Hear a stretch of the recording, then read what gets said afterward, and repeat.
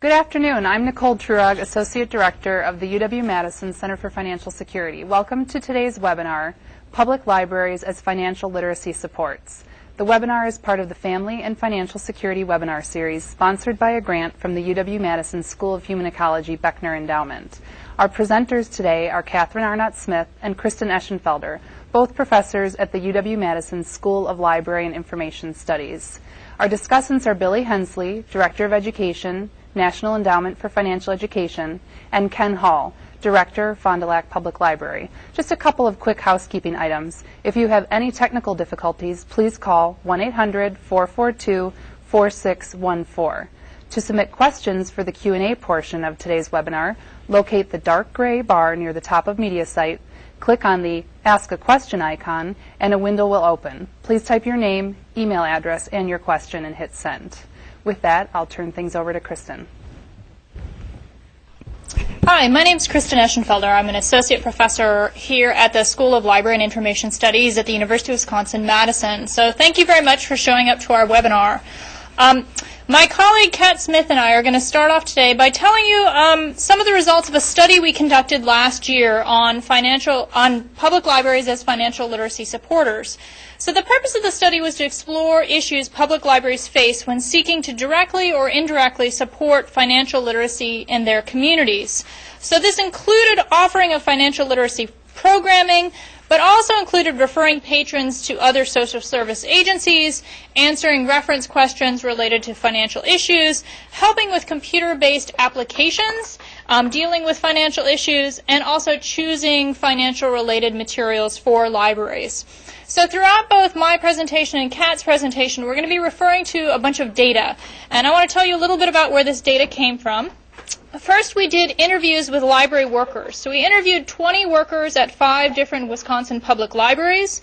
And the case libraries served communities with significant African American, Latino, Native American, and Hmong populations, as well as a library in an area of very high unemployment. So library worker interviews are one source of data. A second source of data is a web survey we conducted with last spring. A web survey of subscribers to two library financial literacy related listservs. The first listserv was the Smart Investing at Your Library list, and the second listserv was the MoneySmart Week at Your Library list. So this invitation to participate went out to 160 different libraries. Of those, about 60 responded, which represents about a 31% overall response rate from those listserv members. And finally, the last set of data we're going to talk about are partner interviews. So we interviewed individuals and organizations that partner with public libraries to offer financial literacy programming. And we talked to partners who offer financial literacy programming in 6 areas: employment, personal finance skills, small business development, investing, taxes, and food security. So those are the 3 sources of our data, and with that, I'm going to turn it over to Catherine Arnott-Smith.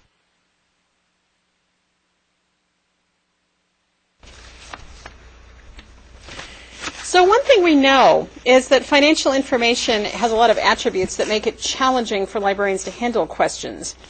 Technically, of course, librarian means holder of a master's degree in library science, and it has meant this since the early 1980s.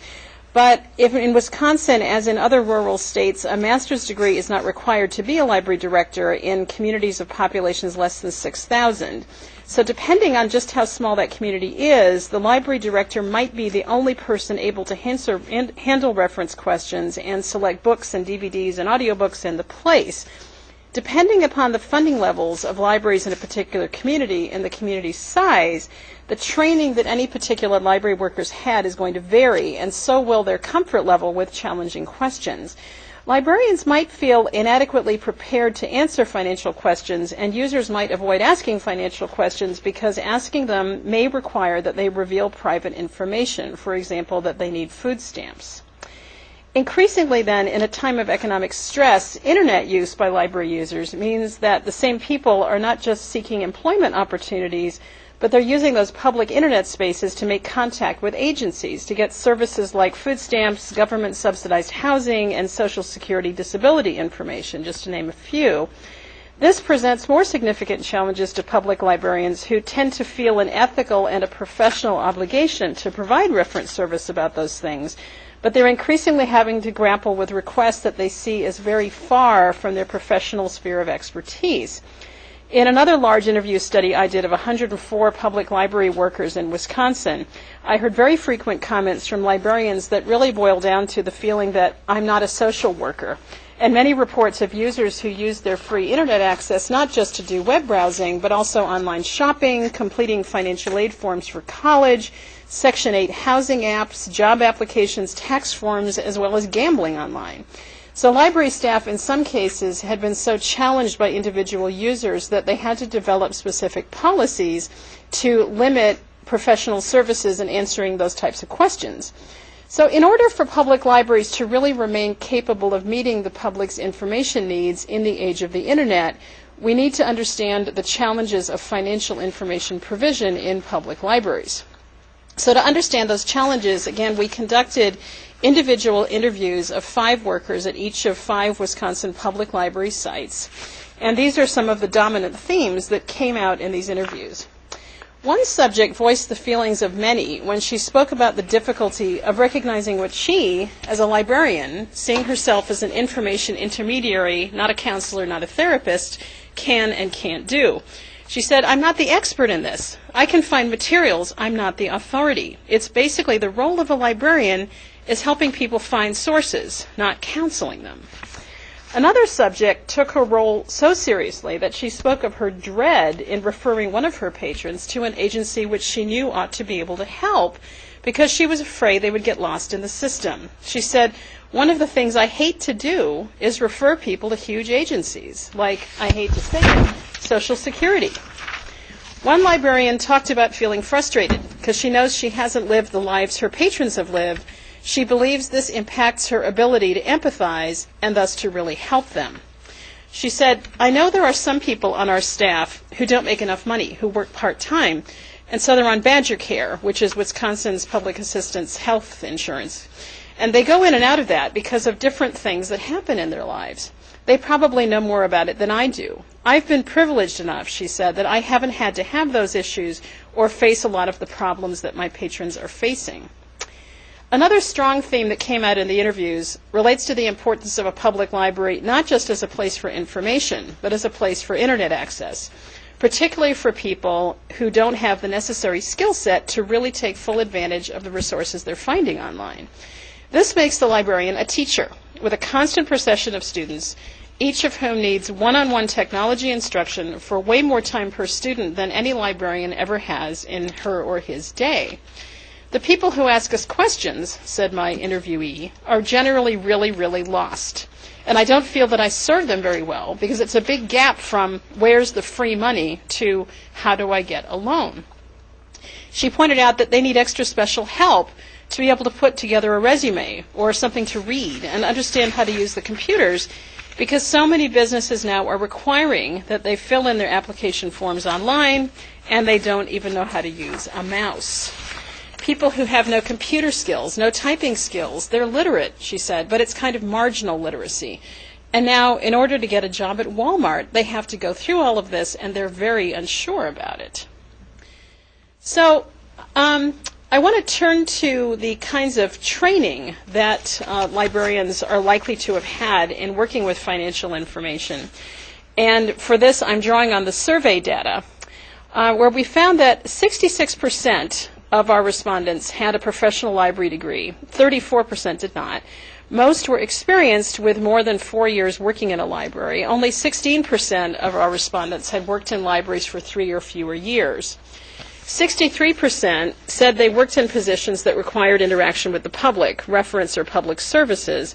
Other respondents identified that they were managers or administrators, and 24% of the respondents were library directors. So how were those people trained or training themselves? Well, less than 10% of the staff in these libraries had received financial literacy training at all. Among those who had had some training, the predominant mode was the one we're using right now, the webinar, followed very closely by in-house education, which people called learning on the job and other people called face-to-face training in the library. Some respondents had taken a CE course, they'd gone to a professional conference where financial literacy topics were discussed, or they engaged in personal study outside of their work hours, and only 5% had any library school training related to financial information. And with that, I will turn it over to Kristen Eschenfelder for talking about partnerships.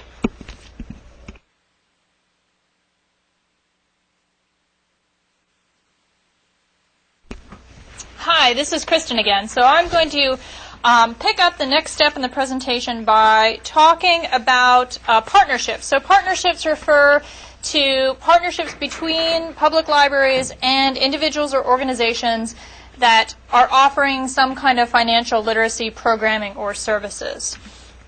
So first, there are four things I want to talk about with partnerships. One is referrals. The second is the question of who do libraries partner with. The third is the pros and cons of working with libraries from the partner's perspective. And finally, fourth, what do partnerships consist of? So I think it's important to remember that referrals are a form of partnership. And we sort of take referrals to, and by referrals I mean referrals to a state or local agency by a public services librarian. We sort of take referrals for granted, but referrals to the appropriate agency can actually be quite challenging because referrals require particular types of knowledge. They require some kind of base level knowledge of the subject domain. So what is the financial need, information need of this person? And it also requires knowledge about the availability of relevant organizations in the local area. So we found that while referrals are taken for granted, that they are in fact somewhat challenging. So in our survey, one bit of data we were quite interested in finding out is who do public libraries partner with when they're offering financial literacy services. So again, this survey went to arguably public libraries who are already involved or interested in offering financial literacy programming by the fact that they're signed up for these listservs that are oriented towards promotion of financial literacy programming in libraries. So what we found is that the most common partner organization for public libraries, as indicated by the respondents, was state or local government agency or office. The second most common was a financial organization such as an investing company or a bank or a credit union. Job centers were the fourth most common partner organization, and schools, including K through 12 and colleges and universities, were ranked fifth. We also asked people, and I don't have the slide for this, but we also asked people to rank how likely they were to partner with organizations in the coming year. So this, what you're seeing now is what people had done in the past year. So when we asked them how likely they were to partner with the same organizations in the next year, state and local government agencies or offices were again the top choice, but job centers were then mentioned as a second choice, indicating that in the future public libraries hope to partner more with job centers. And the K through 12 schools rose to number 3, and other nonprofits were ranked 4th. Banks were ranked 5th. So less common partners included churches, law firms, and food banks, which we thought was quite interesting. So that is from our survey data. For the last part of our study, we did interviews with partner organizations about the pros and cons of working with public libraries. So we asked participants to basically name what they thought the pros and cons of working with public libraries to offer their financial literacy services were. And in terms of pros, in general, the partner participants saw public libraries as good places because that they believe that the public sees libraries as these safe, vetted, and trusted spaces. So because public libraries have this aura of trust and safety around them, the partners feel as though they benefit, that they glean some of that trust for themselves and their own programs. So as one partner explained, he believed public libraries are a quote-unquote safe place people instinctively trust. And the partners sort of were able to use this trust to their advantage. So, for instance, one participant reported how he believed his program attendees put more stock in his expertise because the public library thought enough of his ability to book the workshop for their patrons. So because the public library trusted him enough to book him, that he was a trustworthy sort of person. Two program partners mentioned the library environment as important to their services. So they contrasted the library environment to the chaotic, noisy, and somewhat unsafe environment of employment centers or large social service agencies that offer multiple services under one roof. So they believed that, in general, their patrons preferred the public library ambiance to the more chaotic, noisy ambiance of those other public service agency environments. Participants also appreciated the public library marketing efforts and saw library marketing as sort of a key ingredient in the success of their programs. So in many public libraries, program providers can use the library's central distribution center to distribute flyers to branches, even for programs that aren't conducted in the libraries themselves. And even in smaller communities without central distributing, libraries can still provide signs, articles and newsletters, press releases, and inclusion on calendars of events. The partner organizations also mentioned the availability of free internet access as important, that libraries provide free or very low-cost space, so not just that the space is quieter, but also that it is cheap or free. And also they valued the referrals. So they saw librarians referring patrons to them as a key part of the success of their programs. So the program partners did mention some drawbacks of working with public libraries, or things that they would like public libraries perhaps to improve upon.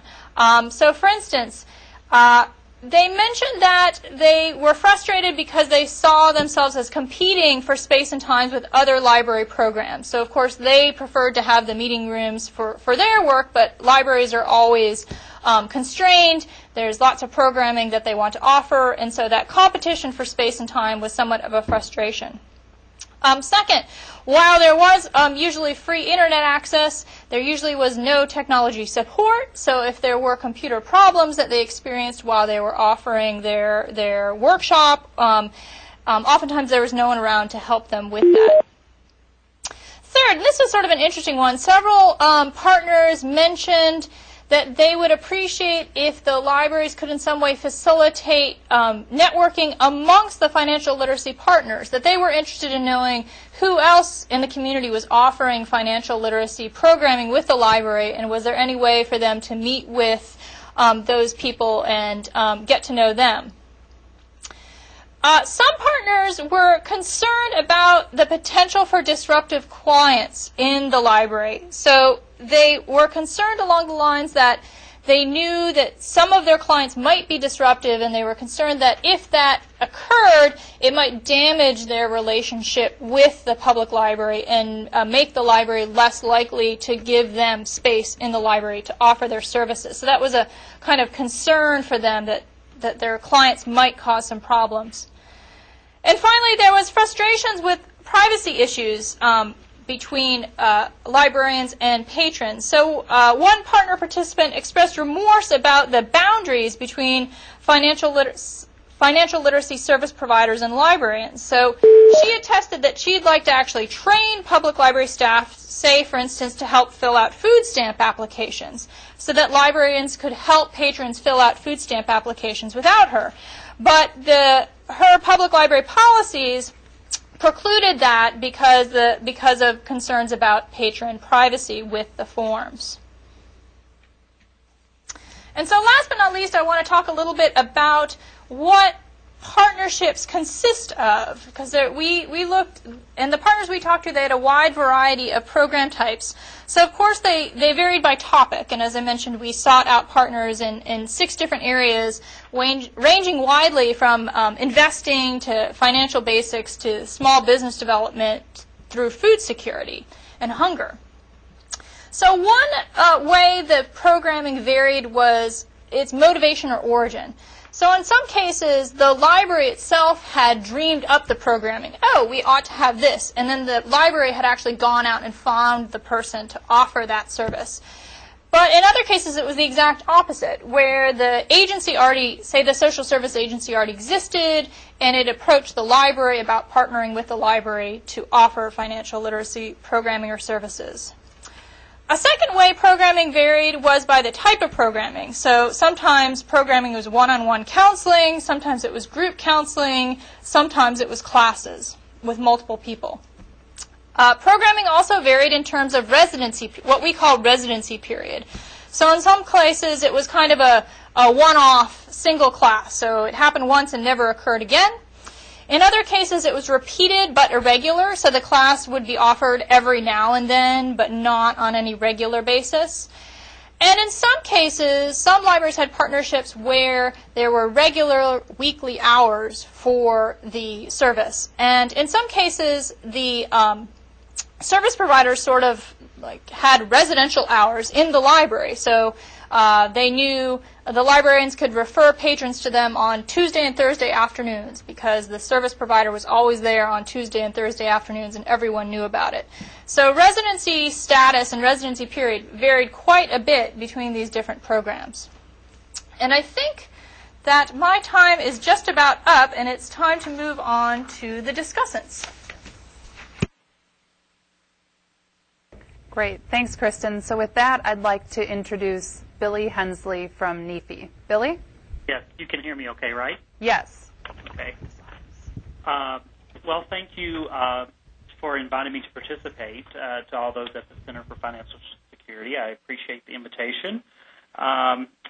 Just real quick, for those of you who do not know who NEFI is or why I'm even participating here, we are the leading nonprofit national foundation dedicated to inspiring empowered financial decision-making for individuals and families through every stage of their life.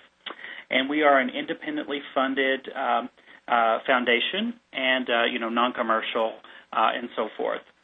Specifically at NEFI, I'm the Director of Education, where I oversee the Grants and Research Department and participate in various programs we have at NEFI, specifically looking at research funding to advance the field, and also working on other initiatives such as teacher training and so forth. So in general, next slide please. In general, the research, this is really a fascinating project. I really liked the design of the project and the research protocol. And the interviews specifically. I think that the data that were received from the interviews was really rich and very helpful and very insightful. The way I'm going to structure my comments is to just throw out a few questions, overall questions that I have now after having read the paper and hearing the presentation, and sharing some opinions and thoughts that I have about it, but also leaving some broader questions on the table for those of you who are in the field and do this work directly, and those of you who are academics who have the opportunity to further these questions. The high-level questions are, overall, I've wondered if there is a tension about the subject within the library community, and where does that stem from? Is it, for example, lack of training? Is it lack of resources? Is it just an additional thing on the plate and so forth? What do librarians see as their appropriate role when it comes to this topic? We got into a lot of that in the data here. I'd like to further that conversation. Also, will more training help, overall for the librarians themselves to use for their own personal life, and then for the patrons as well? I mean, does that translate further for both parties? And then, how do libraries choose the resources they link to and so forth? And we got into a lot of that, looking at the partnerships and so forth. And I know that the other discussant will talk a little bit about that. But, what makes a good link? What makes a good resource from a librarian's point of view in which to link and to think about and to promote? So, with that said, I ask another question here. What is the heart of what librarians want for their profession? The thing that's always intrigued me and impressed me about the field is that librarians are probably the most adaptable people in the world because they stayed ahead of sort of the technology boom. I was in college when I got my first email address, And that's where we went to find out how to use resources and information. And it was the library and the librarians, and they were always ahead of everyone else, whether it be on a campus or in a community. And so, thinking about the adaptability that comes with the profession, is that further thinking about the topic of financial education. Also, incredibly knowledgeable people, very resourceful people, and how do those traits, assist with this subject as financial literacy supporters. You can continue to make the case that the more adaptable and knowledgeable and resourceful a librarian is, the more they are likely to advance financial literacy overall. And it can, in turn, cyclically makes them more knowledgeable and so forth. And then do librarians want to know more about financial literacy, period? That's a broad question here. When you look at the data of what trainings that librarians have participated in, there's definitely an interest there, and people are going to webinars and so forth. And how do you consider this knowledge? It's very transferable, the opportunity to increase their comfort level and so forth. Next slide, please. So, based on this research, it seems that there's already an indirect implication here for the patron's financial literacy, whether it's intended or not, and it's definitely intended by many accounts here, it seems like, but just merely by helping a patron improve computer skills, you are giving them tools and resources to further ask questions for their own benefit. And it's the same with the resources that are made available and linked to on the websites. The partnerships, the folks that come into the libraries, the people that are seen throughout the programming, whether that be someone who's available regularly or if it's a one-time thing, and then the higher access to underserved populations, which we at NEFI consider an incredibly important role within financial literacy. And not a lot of us, when I say us, I mean the field as a whole, we don't have a lot of access to underserved populations necessarily.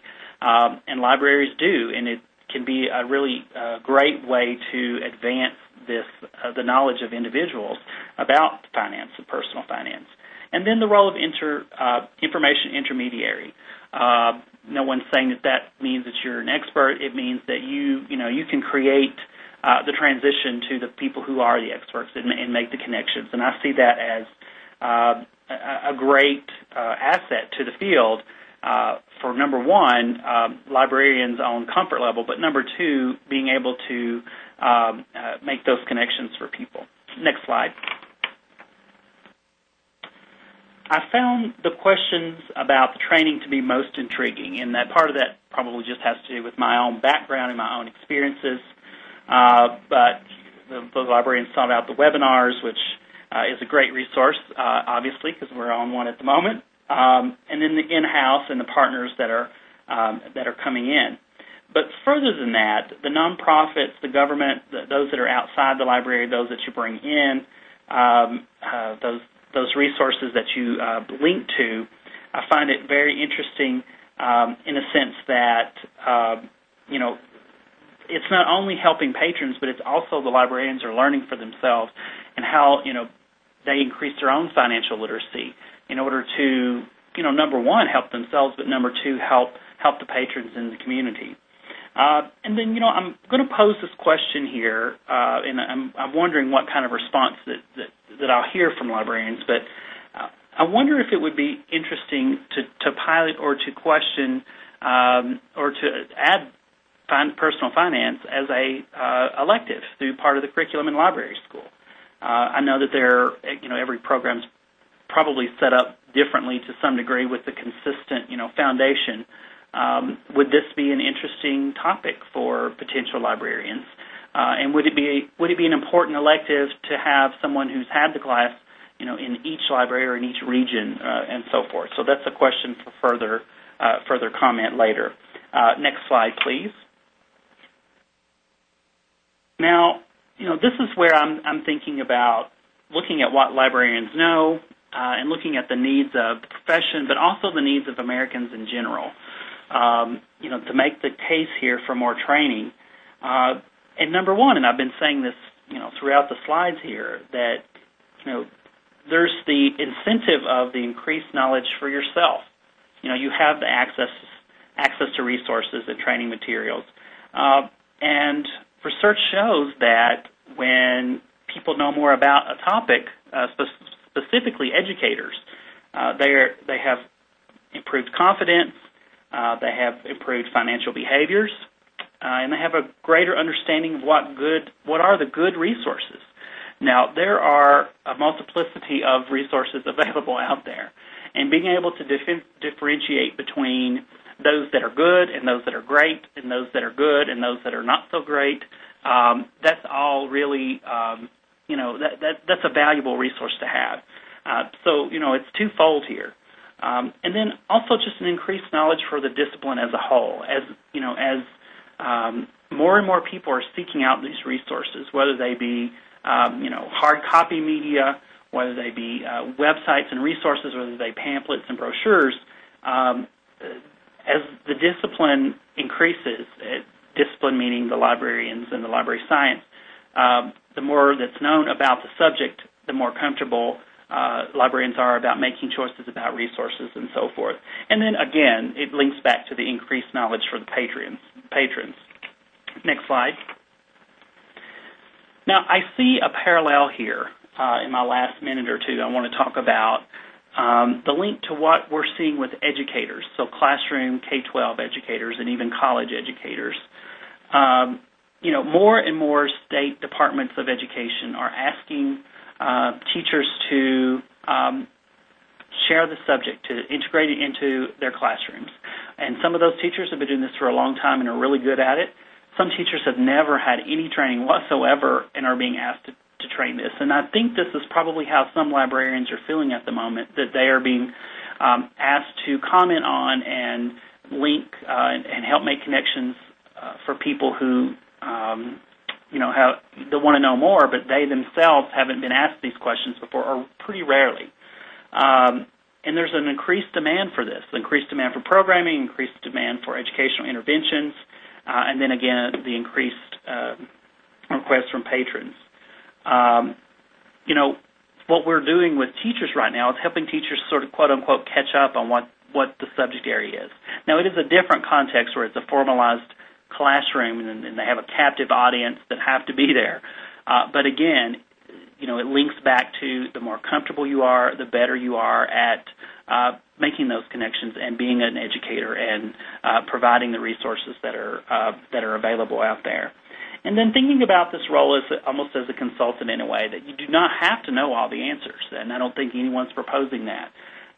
But espousing the true definition of being an intermediary and knowing more about the subject, increasing your own behaviors and positive behaviors in personal finance gives you that confidence to be able to help connect people.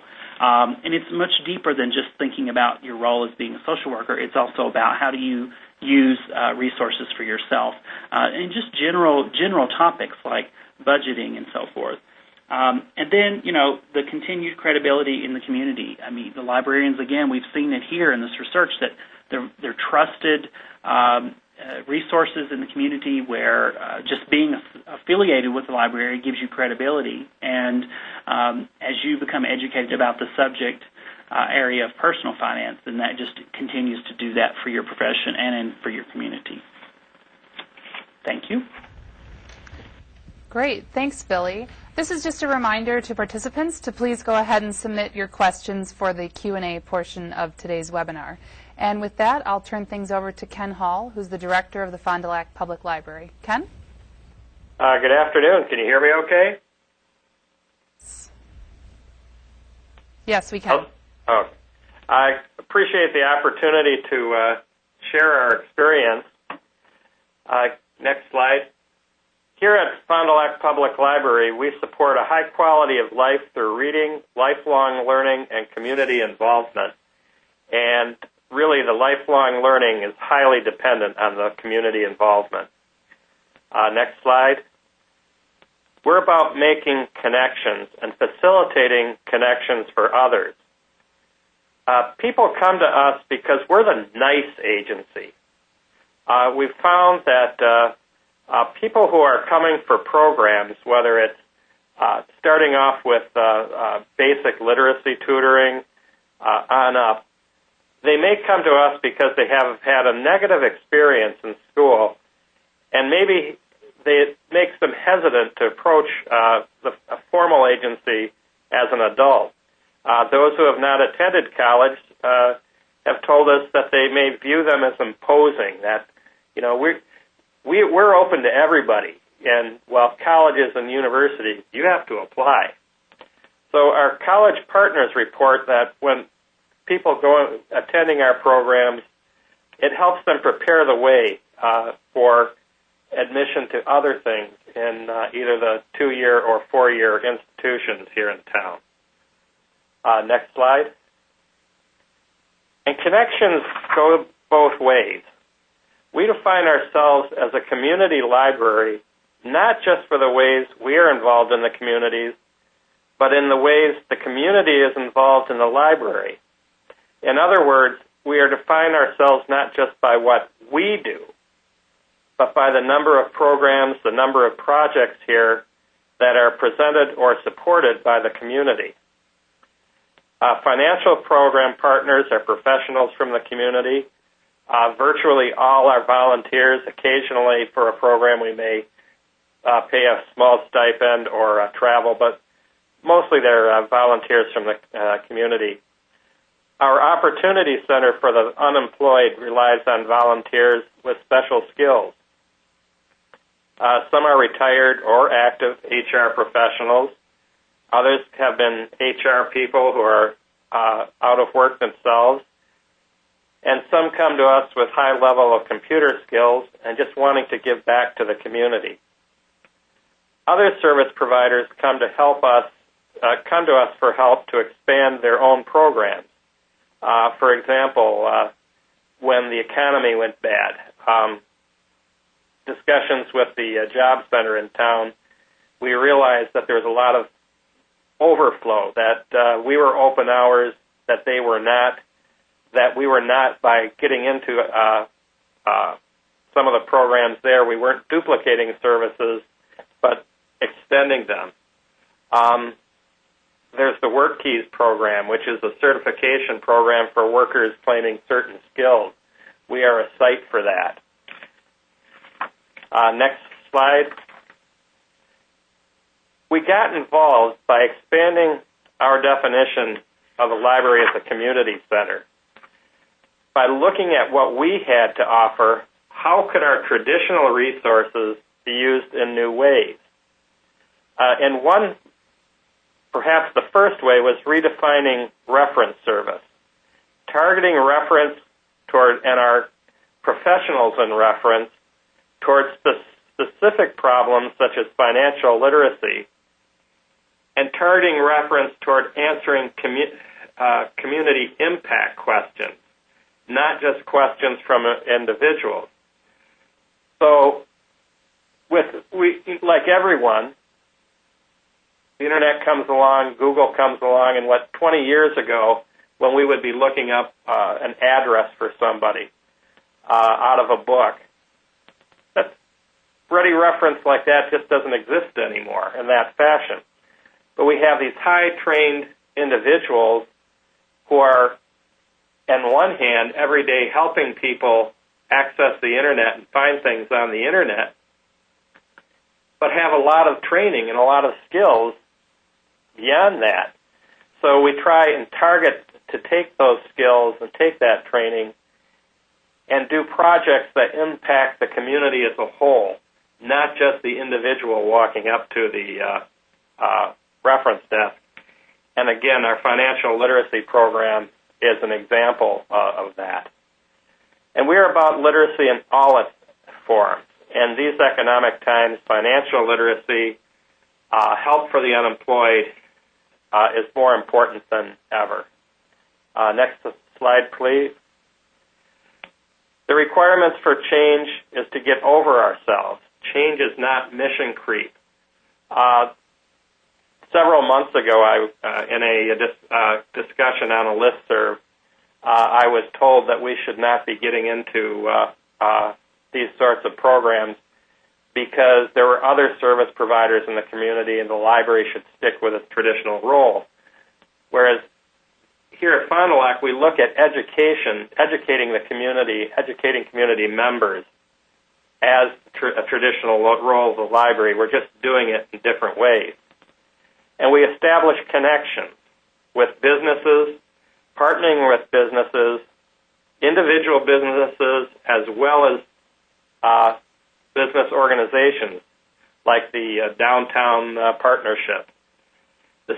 Many people, I've heard it expressed that libraries shouldn't be involved with business because there are worries about playing favorites or being impartial and the way we provide information.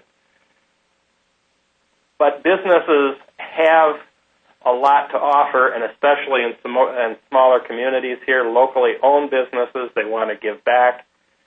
Businesses and business organizations are a prime source of assistance with programs in the libraries.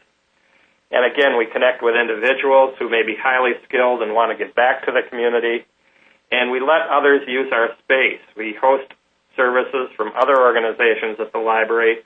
For example, Fond du Lac Literacy Services, a 501c3 organization, is a tenant here and has been for decades.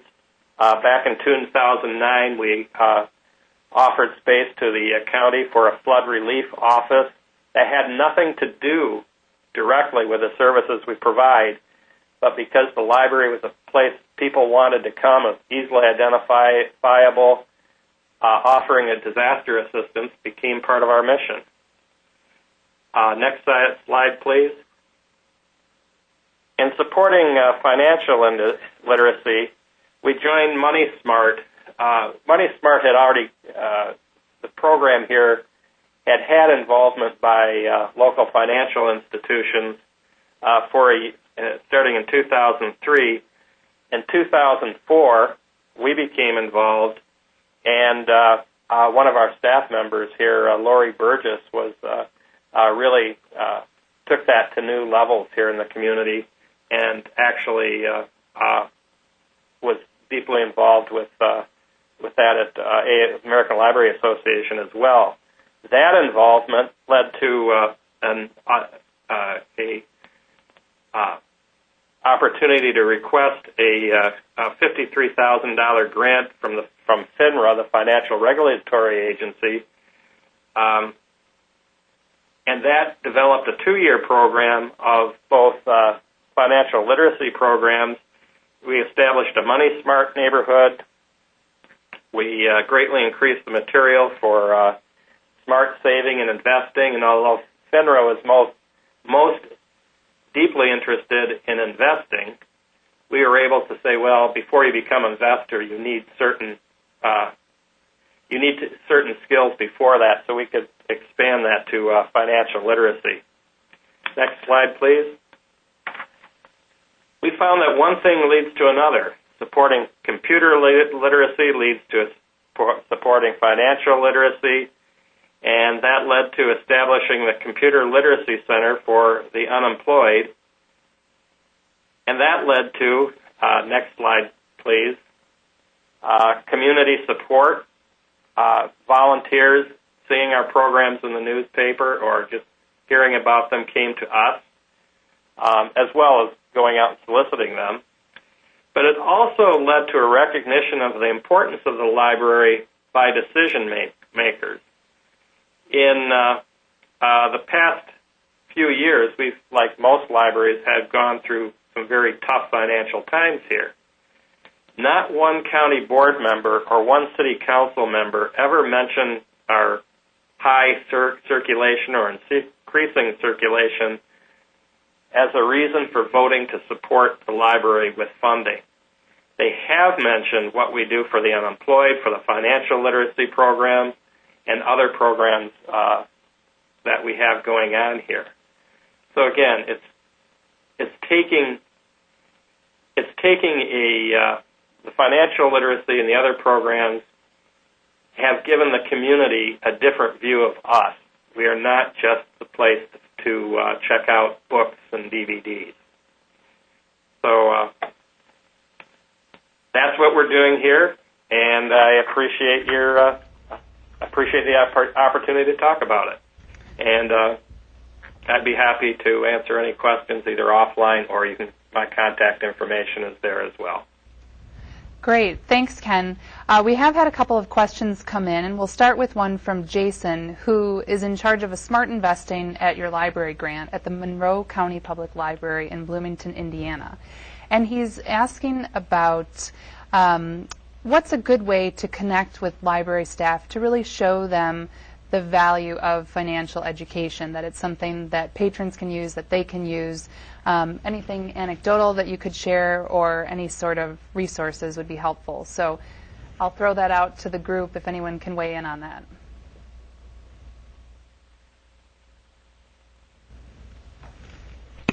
I'll make a comment, but I'm also very curious what the discussants have to say. First, I think we have to recognize that as a nation, we have a financial literacy problem. On average, our financial literacy is lower than we would want it to be.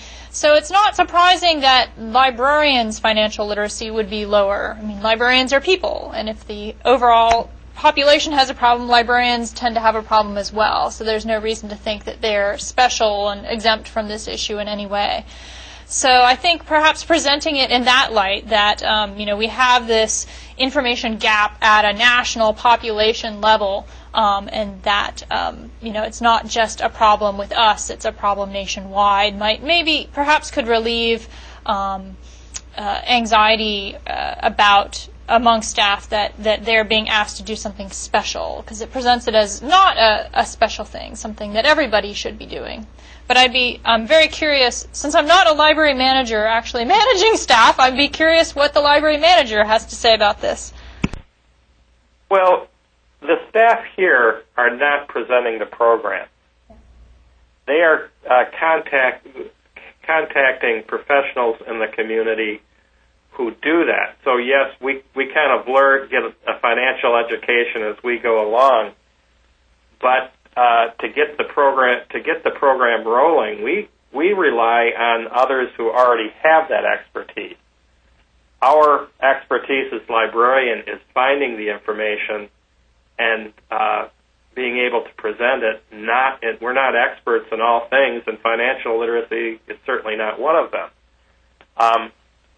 And this goes in terms of acquiring material for the library as well. We take and building the MoneySmart Neighborhood, for example.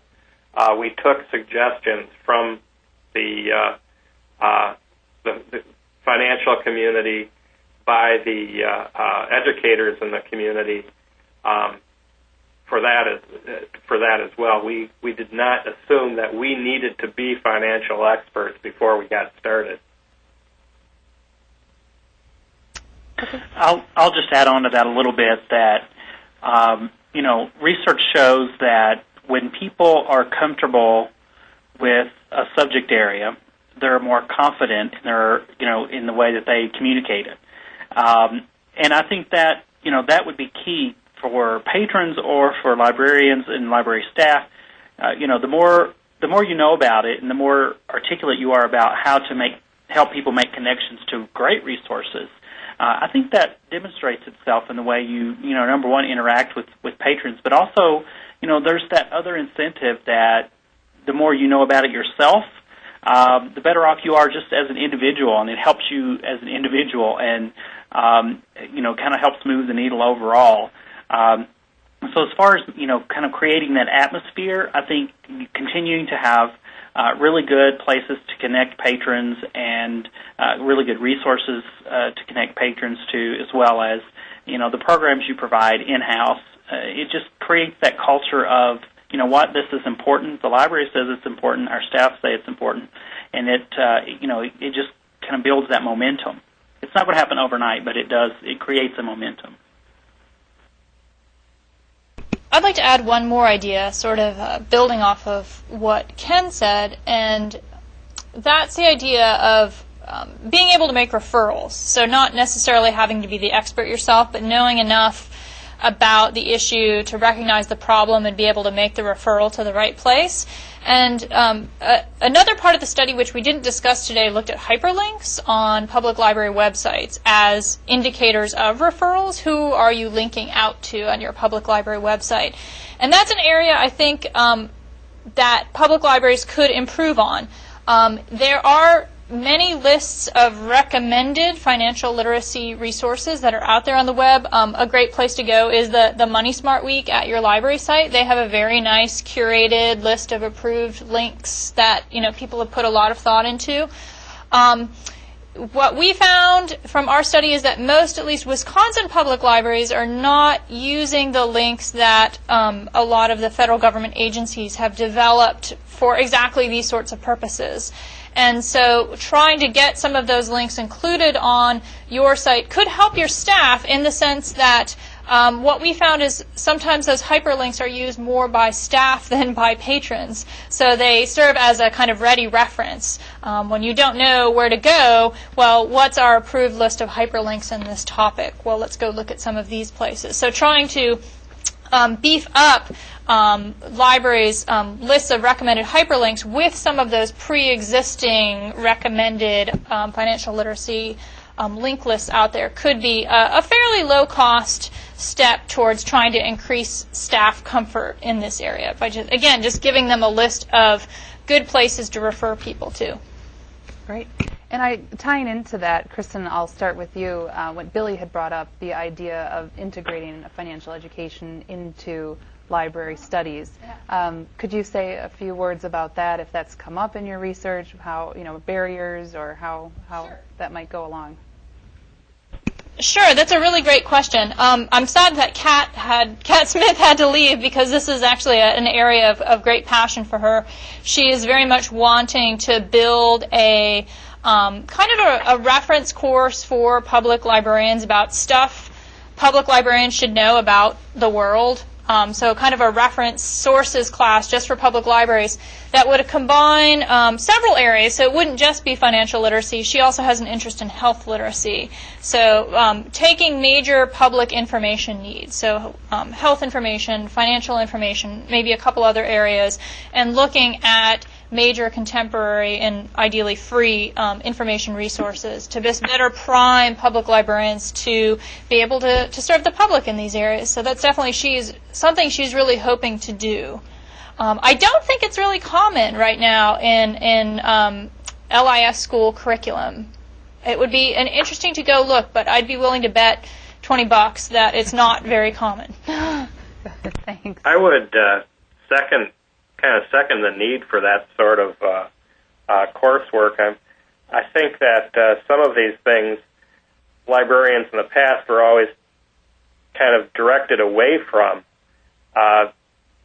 saying, well, we're not the experts. Well, the public wants somebody to help them evaluate the quality of information, and I think that we have a role in that, and such courses would be a good help.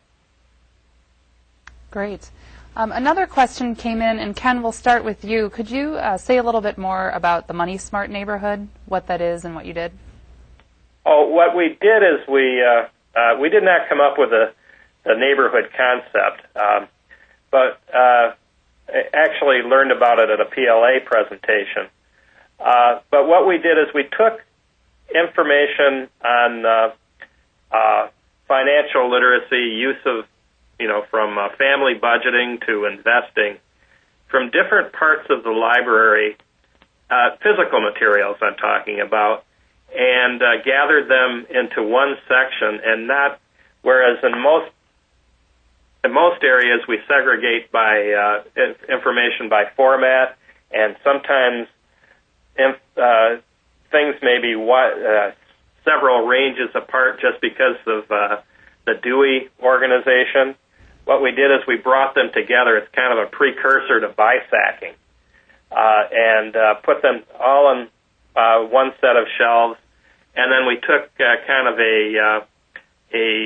we also organized a virtual MoneySmart Neighborhood, and that's part of our website as well. And using the FINRA grant, we were able to subscribe to some online resources that normally would have been part of, outside of our scope. We just couldn't afford, and several of those, because of the use we experienced, we did retain them even after the grant years expired. Great. Well, with that, it's time to wrap up today's webinar. I'd like to thank our presenters and discussants and, of course, all of our participants. Today's webinar will be archived and posted at cfs.wisc.edu, and the PowerPoint presentation will also be available. That'll be online within the next week. And if you'd like to read further information about the study conducted by Kat and Kristen, it's also on our website, policy, practitioner brief, and the full working paper. So again, that's cfs.wisc.edu. And if you're a new participant to our webinars and are interested in joining our mailing list, you can also do that on our website. The next webinar is on Tuesday, February 14th, 2012, so we won't be having one in January, but we'll kick things off again in February, and Justin Sidner from UW-Madison will be presenting research on payday lending. So thank you very much for participating, and have a great day.